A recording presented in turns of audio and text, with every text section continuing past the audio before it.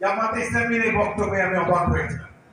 আমরা ভেবেছিলাম এখন একটা সুযোগ এসেছে, এই সুযোগে বোধহয় তারা একাত্তরের ভূমিকার জন্য জনগণের কাছে ক্ষমা প্রার্থনা করবে।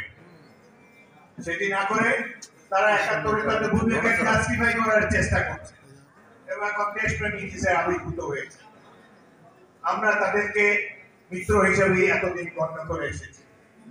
তাদের উপরে যখন অত্যাচার নির্যাতন চালিয়েছে ফ্যাসিস্ট বাহিনী, আমরা তাদের সাথে সহমর্মিতা জানিয়েছি। তাদের দলকে যখন বিলুপ্ত করে দেওয়া হয়েছে, ধানের শীষ দিয়ে তাদেরকে নির্বাচনে অংশগ্রহণ করার সুযোগ দিয়েছি এবং খালেদা জিয়া তাদেরকে মন্ত্রিসভায় স্থান দিয়েছে।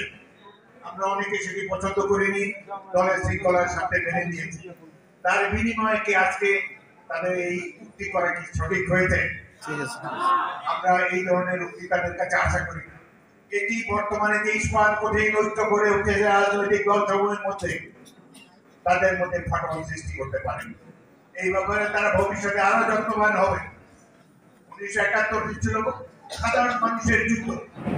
আমাদের স্পষ্ট বক্তব্য, আমরা নির্বাচন, সেই নির্বাচনে জনগণ তার প্রতিনিধি নির্বাচিত করবে।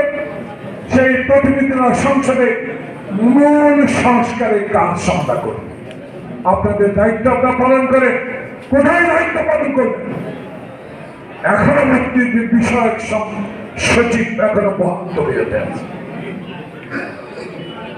যে সচিব পুরো মুক্তিযুদ্ধ নিয়ে আওয়ামী লীগকে পরিচালিত করেছে, কি করেছেন এরকম আমাদের কাছে জবাব দিতে হবে।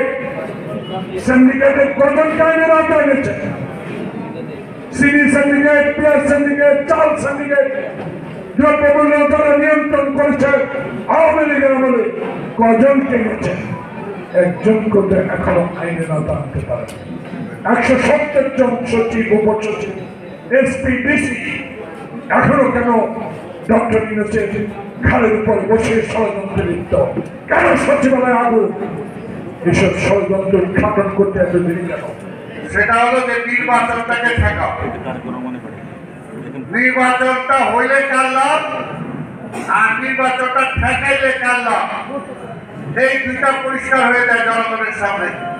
অর্থাৎ খালেদা জিয়া তারেক রহমানকে মাইনাস করো, তাহলে বিএনপি মাইনাস হবে, আর বিএনপি মাইনাস হলে ওই ভারতীয় আধিপত্যবাদীরা যেরকম যাবে সেই রকমই দেশটা চলবে।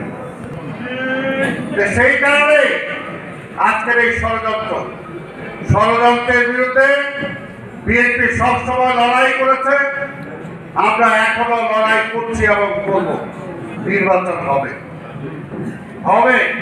এবং নির্বাচনে ইনশাআল্লাহ বিএনপি জয়লাভ করবে, কেউ ঠেকানো।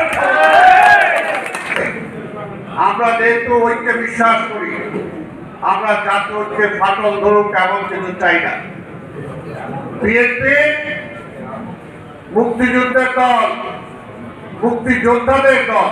যে আওয়ামী লীগ মুক্তিযোদ্ধাকে নিয়ে ব্যবসা করেছে, তারা মনের প্রাণে মুক্তিযুদ্ধ চায় নাই।